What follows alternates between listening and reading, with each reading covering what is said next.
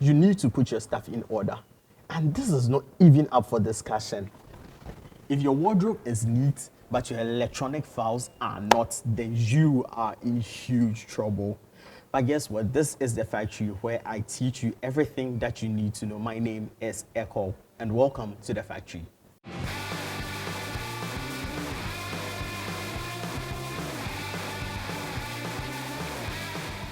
Welcome back to the factory where we put your life in order too. Yeah. Now let's talk about putting your stuff in order. Archiving. What is it? Welcome back to the factory where we can put your life in order too. Now talking about your electronic files, putting them in order. I'm introducing archiving to you. What is it? What can be archived? Let's speak to an actual archivist on what can be done about this. Yvonne is an audiovisual archivist with over 15 years of experience preserving media in community-based and non-profit settings, bridging the intersections of activism, technology, and archives. Now let's go over and speak to Yvonne about archiving. Yvonne, thank you for speaking with us. Now, many people find the process of archiving videos overwhelming. What are the most critical steps when preserving a video for justice or advocacy work? Yeah, so when we think about why we're archiving, the goal is to preserve your videos and make sure they're usable in the future. So there's a few steps involved in making sure that can happen. First of all, you need to collect materials so that you have your own copies of them. Then once you have them, you need to organize and store them securely. Um, that includes backup, of course, which we can talk about later. Another critical step is cataloging or inventorying or keeping track of what you've collected in some way. Another key step is providing access to your collected materials in a controlled way. So making sure you're providing access to the people that need it and preventing access from people that don't.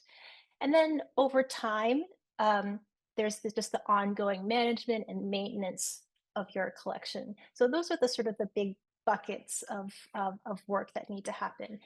And it can sound very overwhelming or daunting, but one thing I want to emphasize is that it's not all or nothing.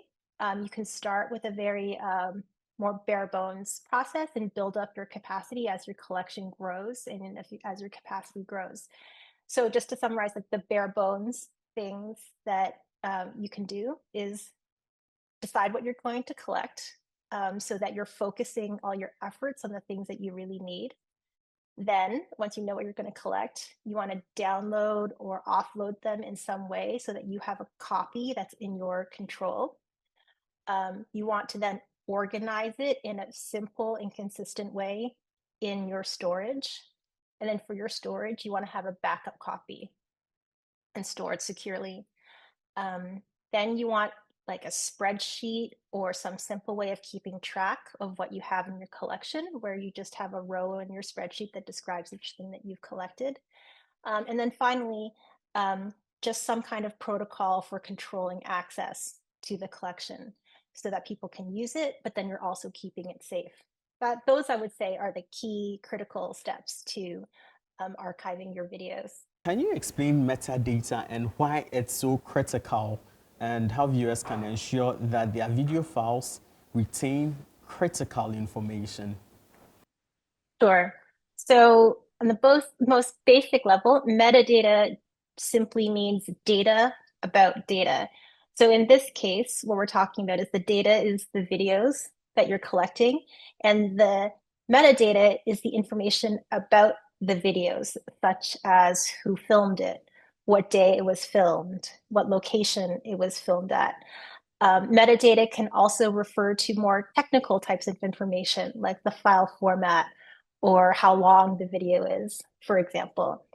So metadata can be information that's captured by your device, such as like the information captured by your camera, or it can be information that is created manually by a human being.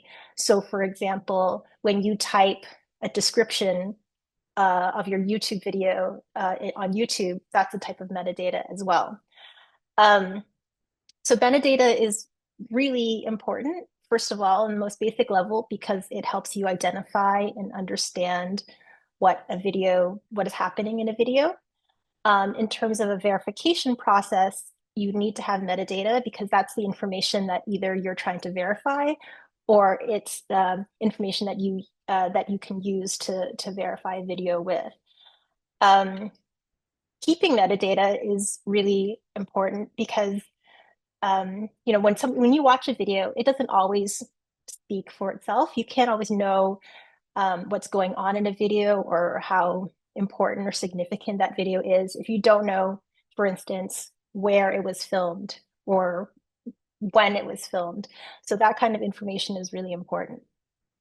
Um, One thing I wanted to note is that just in the same way that a photograph or video can be altered and manipulated, metadata can also be very easily manipulated. And so, for example, your device settings might be inaccurate, so it's recording the wrong date information, or there's human error, or there's human interference with the metadata. So while metadata is really important, it's also important to keep in mind that it's not always correct or accurate. And so you need to pay attention to who has been handling the files, where the file came from, in order to know whether you can trust the metadata. What are some of the cost-effective ways to, store your videos without compromising its integrity? And the great thing is that archiving doesn't have to cost a lot of money. Archiving is really more about having clear and consistent protocols or methodologies for doing the work and doing it consistently over time. There's a lot of free tools for doing most archival tasks. And it's only really when your collection becomes bigger or more complex that you might want to invest in more paid tools or services that make processing larger collections easier.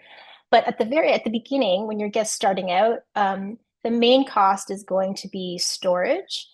So that means either local storage in the form of hard drives or cloud storage, so like a subscription to a cloud storage provider.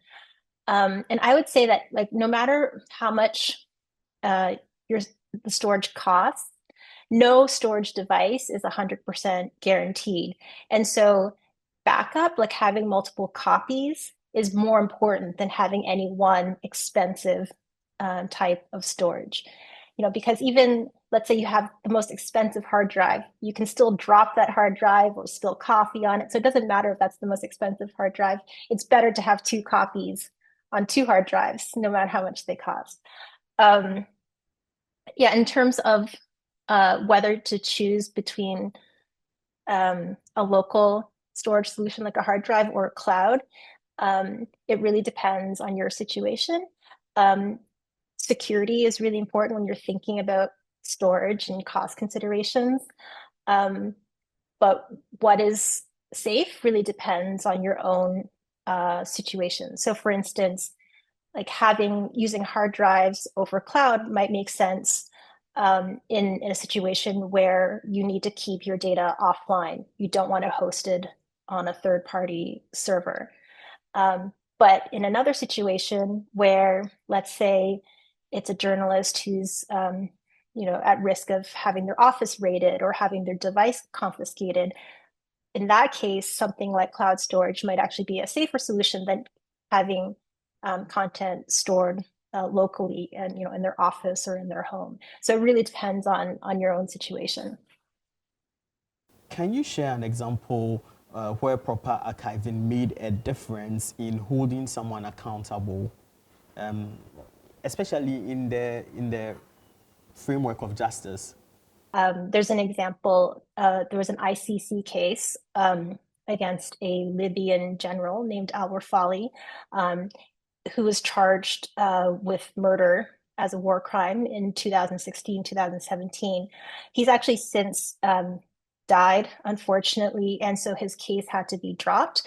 But what was really significant about that case was that his arrest warrant was based on 7 videos that had been posted to Facebook and other social media platforms. And that was the basis for his arrest warrant. And those kinds of videos are so precarious.